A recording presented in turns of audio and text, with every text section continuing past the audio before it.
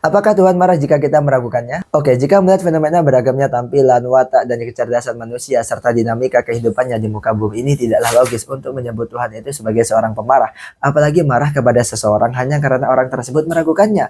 Mengapa? Keraguan adalah buah dari pikiran kritis atau critical thinking. Pikiran kritis adalah manifestasi dari akal pikiran. Akal pikiran adalah software yang terprogram dalam perangkat keras atau hardware yang disebut otak, yang notabene adalah karya Tuhan sendiri. Catatannya adalah, bayangkan diri Anda sendiri ketika berhasil merancang sebuah robot dan robotnya berfungsi sesuai dengan skenario dan harapan Anda. Apa perasaan Anda? Bangga bukan? Oleh sebab itu, alih-alih marah, Tuhan mestinya bangga dengan orang-orang yang kritis. Sikap kritis menunjukkan berfungsinya karya hebat dirinya dalam bentuk kecerdasan akal pikiran.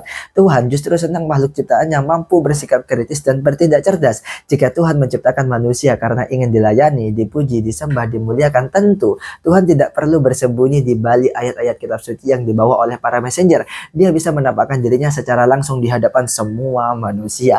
Kalau Tuhan harus marah dan membenci, maka kemarahan itu bukan kepada orang-orang yang kritis dan meragukan keberadaannya, melainkan kepada orang-orang yang sok tahu, sok paham, dan sok kenal tentang dirinya. Orang-orang ini merasa sangat dekat dan akrab dengan Tuhan, tapi ironisnya justru gagal mengenali diri sendiri dan sesama manusia. Orang-orang yang sok tahu, sok paham, dan sok kenal Tuhan inilah yang gampang dan sering marah kepada orang-orang yang meragukan kesoktahuan mereka tentang Tuhan. Akibat ulah orang-orang yang merasa berhak mengatasnamakan Tuhan inilah tatanan sosial menjadi kacau, yang pada akhirnya manusia saling membenci, saling hujat, saling dendam, saling baku hantam, bahkan saling berperang. Meski begitu, toh Tuhan tidak juga marah. Boleh jadi Tuhan justru senang dan terhibur menyaksikan pertikaian sesama makhluk ciptaannya ini.